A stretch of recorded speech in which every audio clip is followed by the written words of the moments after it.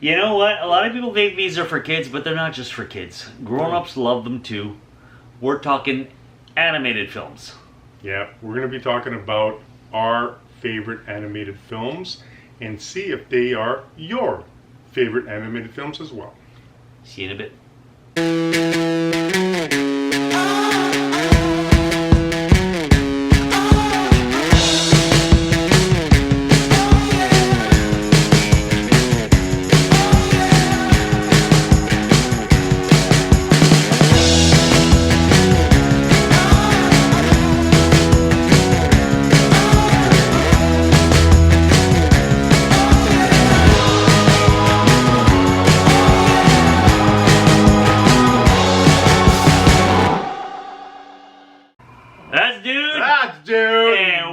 Lazyboys night. Oh yeah!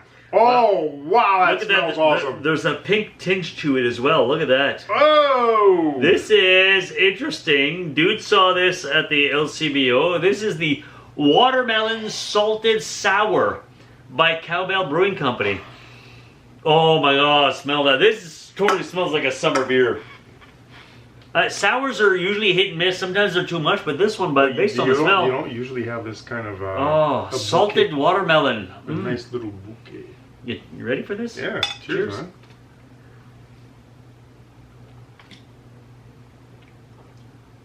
Oh. Love at first sip. Oh. This is beautiful. Beautiful balance. The little saltiness mixed with the watermelon. It's not too sour. It's just a nice blend of everything. Oh my god. Right now, you know what I want? I want a freaking cheeseburger made on the barbecue. You like, not from the restaurant. I want to be in the backyard on my own barbecue, grilling a cheeseburger, having one of these. This is summertime in a glass. Mm. Summertime in a glass. Oh, Cowbell. I'll say it again. Bravo. Summertime in a glass. Summertime in a glass. You put sunshine in my glass with a little bit of salt. Holy jeez. And every time I have a sip, the bouquet just hits my nose too. This is, I good just burped. And it felt awesome, and it smelled awesome. Good job, Cowbell. Wow. This is awesome. This is really good. I gotta get more of those. Oh. I'm starting to build up quite the list for this summer. I know, my beer fridge is like overstocked. I have some in the cold room too, because they won't fit in the fridge, because there's too many summer beers I love. We have so many beers in the Ottawa right now. We're going to need some more special guests to come and help us liquidate our stock. I'm happy to help anytime I can. We can do our thing. All right, so... what are we talking about? Well, tonight we are celebrating the 30th anniversary of a very special movie. Toy Story. 30 years, dude! Do you feel old? Yeah, every single day of my life. This was the first... Not when I was 5. When I was 5, I didn't feel old. But when I was 10, when I hit 10, those were like the worst years. I felt so old. Toy Story was the first great CG animated film. That movie, when I saw it in theaters... I can't remember why I went to see it in theaters, because it wasn't aimed at me at all. But I still... It doesn't matter. No, it doesn't matter. You know what? Animation to me, regardless of what happens in the world of comedies, like live action comedies, I always feel like animation is the constant when it comes to laughs. Oh yeah. Because it appeals to the visual. And because it's made by people like us, there's always these little comments. There's little things for the grown-ups too. It's not a kid's movie necessarily. No. So we'll laugh at all the same things as the kids, but then we'll laugh where the kids are going to be looking at us going, why are they laughing right now? It's like in Toy Story, the hooker. you know, dude, show the picture of the hooker. Kids don't get that joke. For us, we're all like, "Oh, that's funny." But even the main character, like the main human character on the bad side, the one that's torturing, his name. As soon as I saw him with the black T-shirt and the skull, I'm going Sid Vicious. He's being vicious with his toys. Going, there's no kid that would ever think of that and going, "That's brilliant, man." Just the way that they're sitting around the table. But funny thing in Sid's house. The carpet in the hallway, it's the same pattern as the carpet in The Shining. No. Yeah, dude, put up a picture of the comparison. You'll see. What? Yeah. I've seen this movie so many times. I've never noticed that.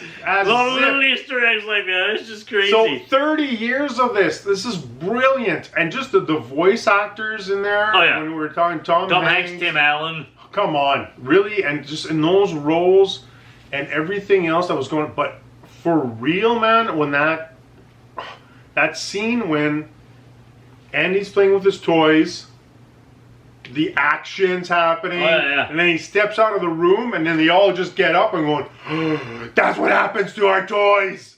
And right away, that's why I have so much memorabilia now. I can't throw anything out because of that stupid movie. If you pay close attention, I know you have a very limited shot of the dude den because there's so much more going around everywhere. But if you could see all the memorabilia and toys, you'd be constantly changing. Wow. And you wonder, when we leave, do these things party? I don't know. Yeah, I think so. 100%. I am convinced. But so beyond every Toy time Story, I walk in there and there's anything that's moved just a little bit, I go, ha! I know it! I know it! Now I can't throw any of you out. Even if it goes in a bin, if you're broken, I will fix you. I have a shop just to fix the stuff. I was traumatized. He cares. I do care. Now, beyond Toy Story, there have been a lot of great animated films. And again, people think animated films means it's for kids. Not necessarily. A lot of these have a lot of adult humor. They're made for families, obviously. They want to sell as much as they can. But there's something for the grown-ups, too. And they've been around for so long. Animated films have been around since Snow White in 19... That's why we have that poster, right? Yeah. So the first animation, and that was geared towards adults. So let's face it, it's been part of everybody who's alive has seen animated films at one time. And some of them have had more impact than others. And so we're talking about our top 6 animated films. Yeah, we're going to be doing that. We're going to be doing that tonight. What's one of your picks, dude? Well, because we're huge fans of physical media, right? So physical media. We'll be showing you the DVDs. We're going to be showing you the DVDs because we actually own these. We love these movies so much that we have them, and we don't care who's streaming it. Doesn't matter. We still own it. Yes. That's the beauty of physical media, is you own it forever. It's yours, right? So I'm going to go, I don't know what order to do this. And I'm looking over here because I have the physical media. I have my DVDs. But I'm going to start off with one that was very impactful at an early age. And I'm going to go first off with Transformers, the animated movie. The original Transformers movie. When they went from the TV series and the toys and all that. When Orson Welles was still doing the voice. Dude, when I knew that they were coming out with the Transformers movie, and it was a little bit... When the cartoons were playing and everything else, that was one thing. I could watch it in the seclusion of my own private residence. Because we were in an age where you're like, we're like in between, you don't want to admit right? you still like them, but you still like them. We're in the between age. Yeah. So it's like, you know what? I don't care. So I found one of my buddies that just didn't care. Didn't care. He loved Transformers. He had the Transformers comic books. He was one of the original. I pretty much blame him for action figures, because he was collecting Transformers and he wasn't taking them out of the boxes, and he was a collector. He was a collector, and that was blowing my mind. And going, and still at that point, I was still taking shit out of the boxes because I wanted to touch them. I wanted to play with them. I want to have them, right? And he wasn't doing that. And I'm going, why are you doing? No, dude, you don't understand. It's like they're in that state forever, so I can have them. They're not going to break. They're not going to. And it was like beyond the value, or like the monetary value for him. The value of it was, I bought this, it's mine, and it's not going to change. The collection is what it was. The collection. Yeah. So I said, you know what? You want to go check out this movie with me? He goes, hell yeah, I want to go check out this movie. I was already planning on checking out this movie. Holy frick, the soundtrack for this thing. We're talking about like how hard rock, heavy metal was a huge part of our youth in films and in television. When you're talking about heavy metal, there's no better place than Transformers, man. Well, they are metal, you know. But the soundtrack, and the funniest thing is somebody has a song in this, and to this day, it still kills me when I see it. Kills me in laughter. Slays me like at a comedy club. Weird Al Yankovic Oh. has Dare to Be Stupid, which is in the Junkyard Planet. And I'm like, they put Weird Al Yankovic, and that's just to show you the impact that Weird Al Yankovic had back in the day, that they would actually put one of his songs. And this was a big movie when it came out. It was a big deal. It was a huge deal. I mean, let's face it, Transformers was a Saturday morning cartoon back when Saturday morning cartoons were a thing. But for them to become a feature film, that was a huge deal. Yeah. So everything about that, and just the epic battle at the beginning, and just to be able to see Transformers on the big screen, and having that surround sound. And it's not directed by Michael Bay, so it's not over the top. Exactly. It's just... it was, for me, it lived up to expectations, surpassed expectations, and it's still, to this day, one of my favorite cartoons to watch. Sit down, grab some popcorn, grab some M&Ms, a couple of beers, and just watch Transformers before it got where it is today. That's a good pick. So yeah, that's my first pick. My early animated films experience was predominantly the Disney films. Yeah, because most of us were. Not a lot of other studios back then did full feature films. And then in '89, Disney had a renaissance where they started with The Little Mermaid, and then they did Beauty and the Beast. And of that period, the one that got me the most, and I still to this day, I love the cartoon version, not the live action version. Oh, Aladdin. Yes. Aladdin to me. Oh, sorry, I'm holding it upside down. Aladdin to me, with Robin Williams as the genie. The opening scene where, even though he's not the genie yet, he's just this merchant telling you the story, and he starts to ad-lib the way he does. And apparently he did that a lot in studios, and they just recorded him, and then they pick the scene they want, and then they animate it back. It's a good thing that animation, they record the voices first, and then do the animation. Because Robin Williams gave them so much material, but the levels, the levels of humor in there, mixed with the action, the intrigue, and all this. I mean, when this movie came out, I was already an adult. I still wanted to go see it in theaters, and I went with my girlfriend at the time to go see it in theater. And we didn't care that it was supposedly a kid's film. Robin Williams, man. It's Robin Williams doing... Unleashed. Like, he would do his comedy... if you look at any of his early comedy specials, he would just show up. And then improvise 100%. He'd have like some direction, but essentially probably a couple of notes of where he wanted to bring people. But if you're looking at a movie and you're going, how is this even? And a genie of all characters is perfect. Yeah, the ad lib in this film, but still the flow of the story, everything, it was fun. And not to take away from the other performers there. I mean, Gilbert Gottfried as Iago was hilarious, and it was just such a fun freaking ride. Yeah, the music I thought was the soundtrack phenomenal. was great. The soundtrack is crazy. So even though I was already a grown up and this was supposedly for kids, I was like, no. This movie stands to me even to this day. It remains of the classic hand-drawn animation films. It remains my favorite. Hand-drawn, folks. Oh yeah. Oh my God! Yeah, which is something we have not seen since The Princess and the Frog. Holy jeez! So it stands. Sometimes when I'll walk into a room, and there's a lot of people. I'll break in and going, "Make way for Prince Ali." And here's the thing: that movie's now 33 years old. Oh, mighty is he! I know it's just crazy, but if you've never seen the classic Aladdin.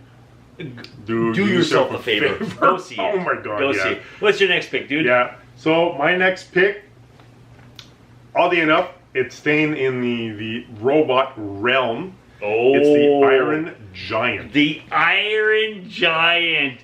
This is one of the rare non-Disney classics, basically. Who actually produced Is that DreamWorks or is that pre-DreamWorks? No, that's. I can't even. Oh, it's Warner Brothers. It's Warner. Oh, there you go. Yeah. So, the Iron Giant, if you've never seen this movie, buy it, or find out where it's streaming, it's worth your time if you enjoy classic animation. This is, again, it's all hand-drawn, right?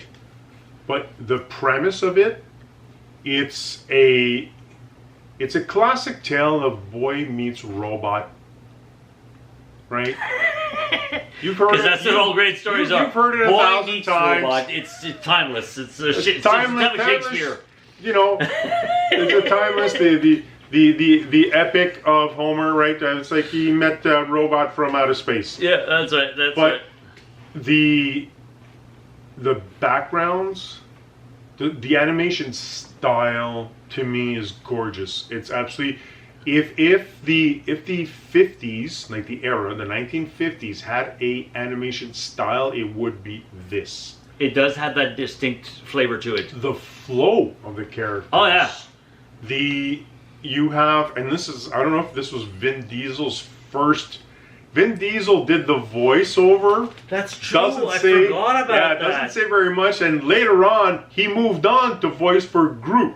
A fun side story about him voicing Groot is in every language iteration of the Guardians of the Galaxy, it's him. All the actors change except for Groot. It's still Vin Diesel who does it in every language because he only has that one line, and he got a script of every time he says "I am Groot," what it actually means, so he can do the proper inflections. So he knows what Groot is actually saying when it says "I am Groot," and he does the voice for every Groot version: the English, the French, the Italian, the Spanish, the Chinese. In Iron Giant, he speaks a little bit more towards the end, but I'm like, that's your thing, man. You just voice things that don't have actual dialogue. Like, good for you, man. That and Driving Cars Fast. Yeah, enjoy. That's a good film. For me, it's not only, even when it came out, it felt already like a classic. Yeah, like I think because of the feel of it, right? Yeah. The look of it. So the look was a specific era in a specific coastal town, like a fishery town, and it's very nostalgic feel of the future. God, there's just that whole feeling of it. What the 50s thought the future would look like. Yeah, and just the character of the robot himself, and that friendship that develops, and it's just, they had, when it was hand drawn, I don't know why, if you look at old Disney movies or any other older movies, when it's hand drawn compared to what we're used to seeing today, how it's crisp and clean, it's computer animated. When it's hand drawn, if you look at the expression on the characters' faces and how their body moves, there's a flow to that they're unable to capture in computer animation. They don't do it the same way. No, it's not even close. So that feeling, I still enjoy classic animated movies for that flow. And Disney were the kings of that, right? They were back in the day. Jeez, man. Even though Iron Giant was not Disney, no, but I mean, you know, you're talking about Warner Brothers, right? Yeah. So if you want to see, here's a classic scene. Just an image of the Iron Giant. Look at the background and look at the imagery. Just look at this now. Yeah, that totally has a very distinct feel to it. Look, yeah, and that there's so much emotion in that, and just the way. To me, again, it's hand drawn, man. It's like the whole thing is gorgeous. Now I feel bad to bring up my next pick because my next pick is not hand drawn. That's fine because my next pick is also not classic CGI. It's like the new modern animated look, which has kind of like a feel of a mix between hand drawn comic book and CG. As you probably guessed, we're both big superhero geeks, and this one is Spider-Man Into the Spider-Verse. Yeah, I agree with that one. All right, they did the animation well in those movies, and you see it has its own distinct look for animation. Yes. Which is like not. I said, it's comic booky. It's comic right booky. Out of the pages of comic books. It's made computer, but it's made to look comic booky. So it looks like the pages have come alive. The reason this stands out for me is, in case you've been living under a rock and you don't understand how Sony Studios and Spider-Man work, Sony obtained the license for Spider-Man decades ago. And they made the Tobey Maguire movies. Yep. And then, so the license wouldn't expire. They had to reboot it. They did the Andrew Garfield movies. And then when the MCU started, they hung on to the license and they allowed Marvel to use, even though Marvel owns the character, Sony has the license for it. Yeah. They loaned it out. So Sony still has the rights to do Spider-Man. But right now with their agreement with Marvel, they can't do live action Spider-Man movies. So they went animated. Now, beyond into the Spider realm, films like Kraven the Hunter and Venom, Scarlet, Madam Web, that's it. And the thing is, Sony has missed the mark every time. They don't get it, man. They don't get it. The exception is this. That is the exception. This one and the sequel of the Spider-Verse films. For some reason, Sony gets it. It's actually about Miles Morales, which is kind of like the Spider-Man protege, the next generation, if you will. But you do see the classic Spider-Man from a different universe, Peter B. Parker. But they managed to capture the essence of what Spider-Man should be, what a good Spider-Man story should be, what a great superhero story should be, animated without all the missing the mark that they've been doing in all their live actions. You know what? It's one of those things where they're constantly trying to be, for all intents and purposes, being politically correct, being inclusive, trying to change all these different characters just to appease the wokeness and all that garbage. They were actually, this is how you develop. We don't care where the character comes from, what sex they are, what color they are. We don't care. We want proper stories, proper character development. You'll be amazed at how much geeks just want good stories. And when they focused on Miles Morales, they gave him a great story. Yes. They introduced Gwen as a human being. They introduced Gwen as they gave us a great story. So it wasn't about, oh, look, we're this, we're that, we're that. It was just, no, here's a great story about a new kid developing powers and trying to find his way and doing the right thing. And it was brilliant. Yeah, I was legitimately, pleasantly surprised at what they did with that character. Yeah, because my expectations for Sony when it comes to superheroes has become very low. And for the most part, I'm right. This one, completely, I admit it, I was wrong, and it was great. And the fact that they did bring in Peter B. Parker. Just, well, it is the multiverse, right? Yeah. Whatever. But the fact that they did bring him in, and how just even that character, because full disclosure, Dude and I were huge Spider-Man comic book collectors. Oh, yeah. We've read every Spider-Man pretty much storyline that's ever been, in the 80s and 90s. So we can't afford it now. No, God, no. Most people can't. But tread lightly when you're playing with iconic characters like that, and they did tread lightly, and they did well with developing a new character the way they did. Yeah, that's the way you need to do it. They found the right balance. Don't change a character to appease a group that's not interested in your product anyways. You already have the fan base. Yeah. So what they've done is they added, because in the Spider-Verse, if you've seen the second movie, you see just how many different Spider-Mans there are, and that's within the comic books. That's part of the realm as well. The meme, the yeah. They but do that's that what at I'm one point, saying. It's like all these different. Yeah, there are all these different Spider-Mans, so we're good with it. But just make sure that it's a proper character and it's well developed. That's all we care about, right? All right. Awesome. What's your next pick? Well, I was talking about classic animation, and one of the first computer-generated animation movies that blew my mind at the quality, at the the comedic quality of this thing and the visuals of it, I'm going with Shrek. Oh, the first one. Love Shrek. Shrek. The first one, man.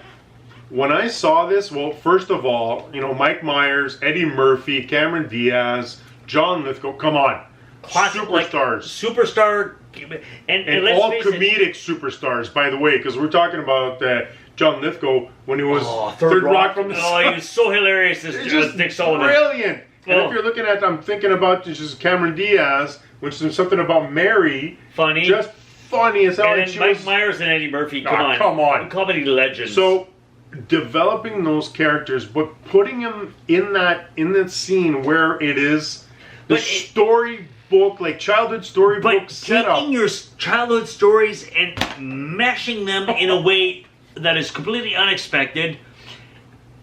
It was brilliant. This, to be honest, Shrek is not for kids. Kids enjoy it. But there's there's so many layers that like grown-ups get. It's unreal. And the soundtrack.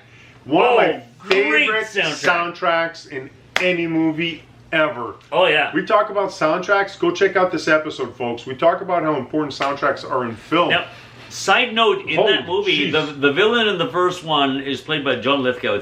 It's Lord Farquaad, which actually stands for Lord F***wad. You just got bleeped. I know, you can't even say it. They know what I said. That's why they called it Lord Farquaad. But because you can't say what you just said. If you look at the way he looks, he's actually based on Michael Eisner, who was the CEO of Disney back in the day. I'm gonna grab that. Yeah. So Lord Farquaad was actually based on Michael Eisner. Dude, put up a picture. Put up a picture of Farquaad and Michael Eisner, and you will see. And they were basically, this was DreamWorks basically giving Disney the middle finger. And DreamWorks have so many awesome, especially the scene when they get to Duloc, and there's that, where is everybody? And there's a little thing, they press the button and all the animated, and it almost sounds like it's a small world, but it's like welcome to Duloc thing. Yeah. They were totally poking fun at Disney there. Yeah. There's a lot of pokes at Disney in that.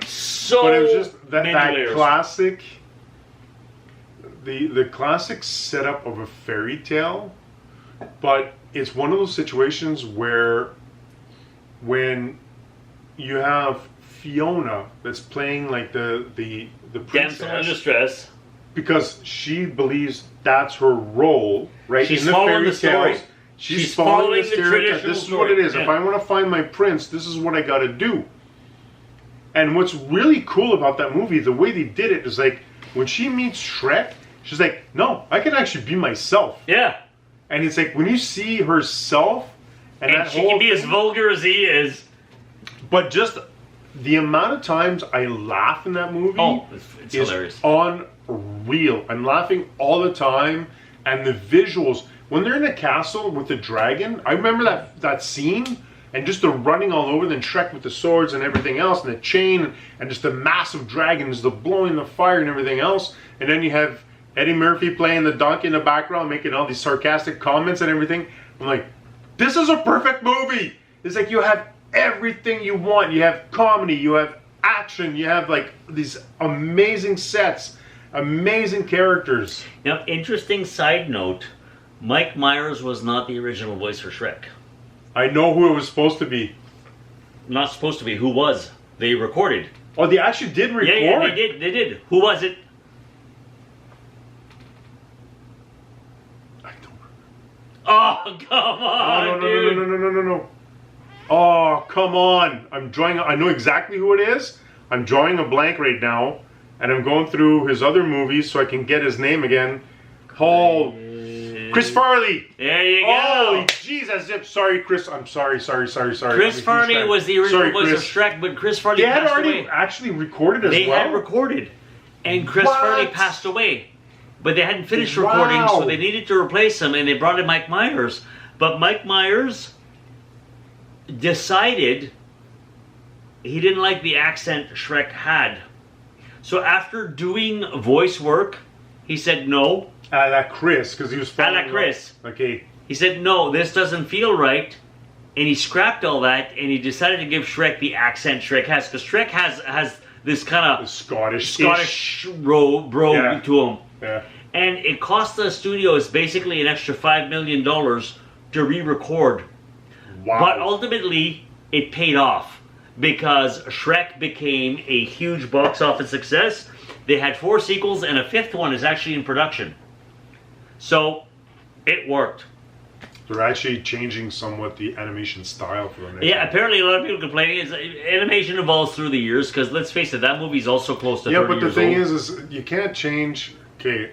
It's minor tweaks. I want to see what that's going to look like. I haven't seen anything so far, but they have to. Whoever's creating this have to understand that style they created these characters in. Those are living people for us. They are.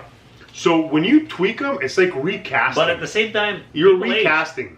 People age and look different through the years. Hey man, if that's where they go with it, we'll see. If they explain it, I'm cool with it because I hope they're going to be explaining it. But there's one thing I saw, one image, and it pissed me off beyond belief.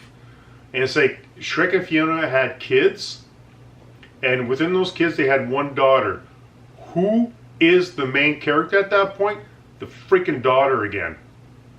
That's what I saw. Thing. So they better not do this. That's going to drive me insane. I have a strong feeling it'll be a next gen thing. We'll see. Like, next gen, again a girl. Hey!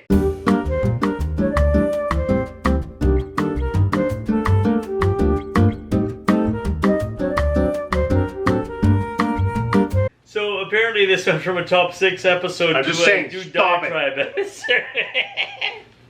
Why don't Young we move on? men need role models too. Why don't we move on to my pick? Frick. Which is a perfect flow from your pick. Because you picked Shrek. I picked Shrek 2! Oh! There we go. That's an awesome movie too, man. I love the entire franchise. That actually made me laugh more. Exactly. That's why I picked Shrek 2. Yeah. Shrek 1 is great. Shrek 1 establishes that universe and you're like, oh my god, this is brilliant. Shrek 2 took it to the next level. And I have to say, what made me specifically pick this film over Shrek 1 is the end scene when the fairy godmother is singing Holding Up for a Hero and Shrek and Donkey and the gang charge the castle with Gingy. Dude, can you play a little clip of that? Alright, big fella, let's crash this party.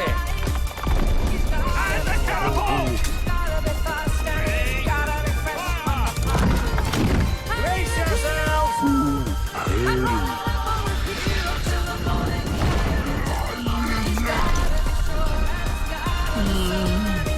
Not the gumdrop button! So that scene is epic. I mean, the storming, it was just so over the top in a beautifully done way, like not like a bad Michael Bay film where you're just like, enough already. It was just, you're so invested in the rescue scene. It made the sequel better than the original. And the original was great. The original was great. It just brought it that extra level that made you go, holy crap, and an amazing they managed to soundtrack top it. again, man. Amazing soundtrack. When they're the first time that they show up at was it Happy Ever After, or is it Never Far Away? Oh, Far Away. Yeah. So when they show up at Far Away and the music kicks up, is Funky Town. Yeah. And it's like, they're in Beverly Hills. And there's so many little Easter eggs on the shop names and that stuff whole like thing, that. You're looking around and I'm like, oh, this is unreal how good this is. And it's just perfect. And the great thing is they Puss in Boots. Well, I was gonna say they introduce a new character without being an annoying character, because sometimes they do that. Oh, we need a new character, and you flop, and you're like, why did you do this? Puss in Boots, Antonio Banderas, fit right in. Just a hat and big eyes. Oh. In fact, he got 2 independent sequel films. And those were awesome too, man. His character and the way he played it, fantastic. So, Shrek 2 is an assassin. A solid, if not even better, sequel to a fantastic That doesn't happen very often. Because 3 kind of fell short. 4 was pretty good. I'm looking forward to C5. But right now, 1 and 2 are the crowning jewels. of the Shrek franchise. There's so many scenes, man. You're talking about it, and I want to watch it again. I think about different parts, man, and all the innuendos and the freaking jokes, man, is just unreal. And I remember watching this in the theater. There's so much I missed because I was laughing out loud, and I just could not I'm stop flashing laughing. back when they're trying to do the jailbreak, and Pinocchio drops down Mission Impossible style. And then at one point they need to extend his nose, and they're like, tell a lie. What do you want me to say? Say you're wearing women's underwear. I'm wearing women's underwear. And the nose doesn't grow. Are you wearing men's underwear? And they pull back his shorts. It's a thong! Right. There's no way else for kids. Oh my god. I that beat myself laughing, and I missed what happened after. Yeah. I only got it when I watched the DVD later. But there's so much of that. It's unreal. Brilliant. So, yeah, all right. for that, fantastic. Do you have any honorable mentions? So honorable mentions. I have an honorable mention, and why it's an honorable mention because I've watched this more times than I probably should have, and it's something that you can't find. It's very rare to find this movie. It's actually Scooby-Doo and Kiss. Oh my god! I've seen that once. This, I could probably watch. Dude's a big Kiss fan, by the way. Scooby-Doo. I love Scooby-Doo as well. I even love the live action movies of Scooby-Doo. The first one was great. Yeah, it was great. It was great. But having Scooby-Doo and Kiss, so the Phantom of the Park? The first, Phantom of the Park. The right? Kiss movie.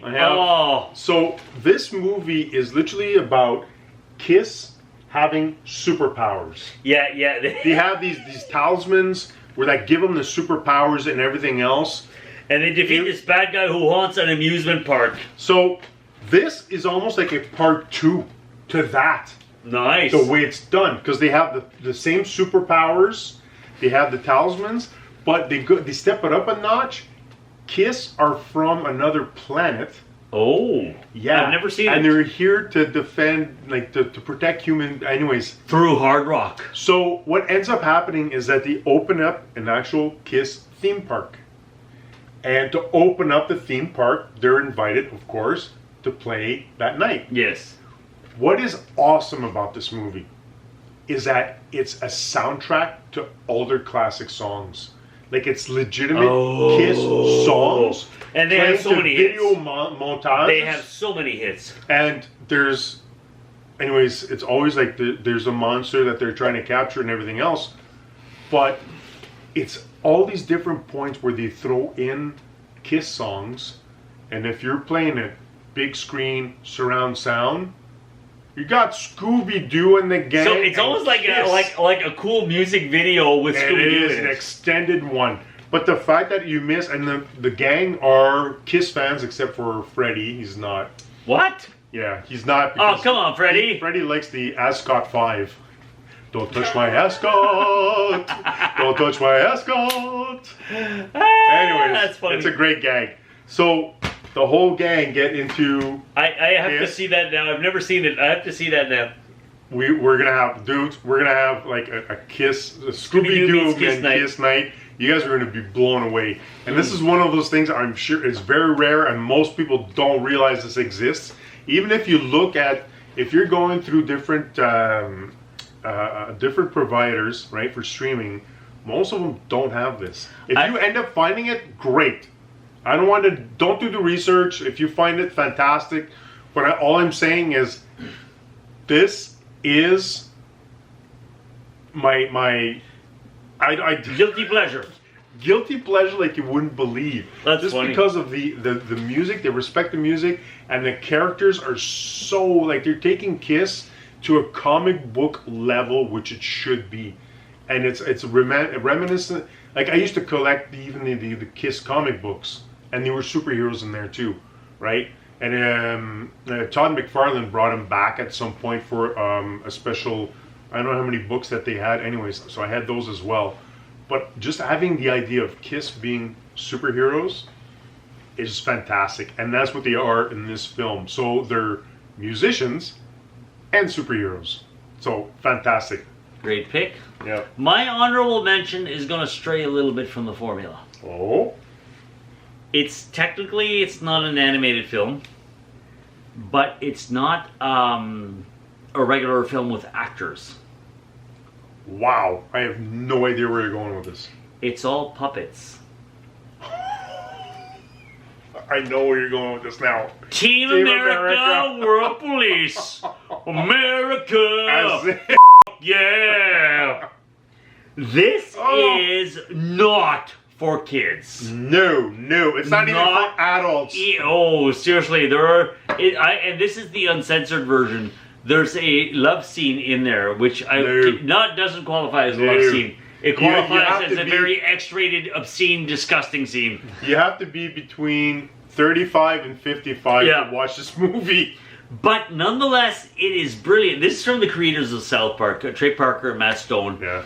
And they took puppetry to a level you've never seen before or since.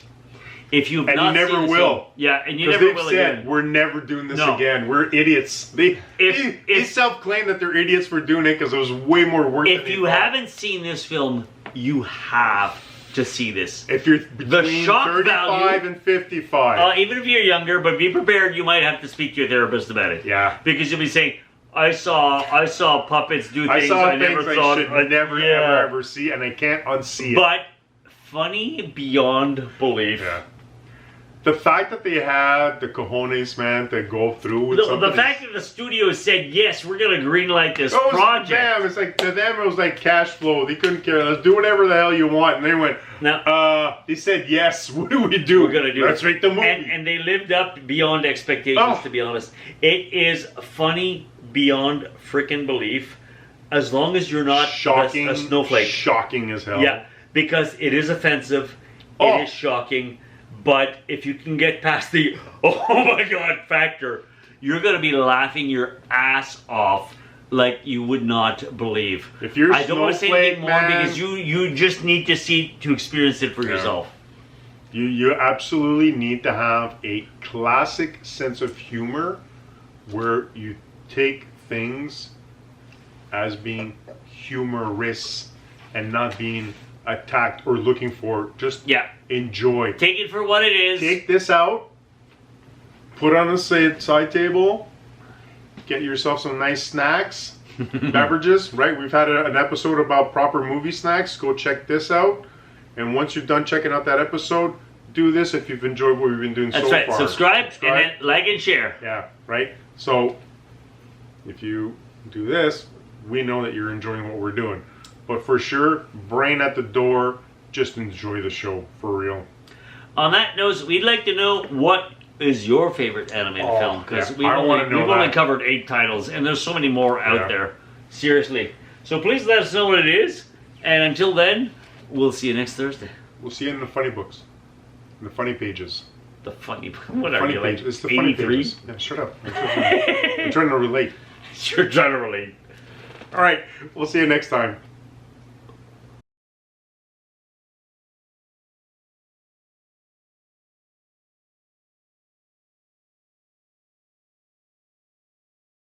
Motherfuckers! Guys exist too!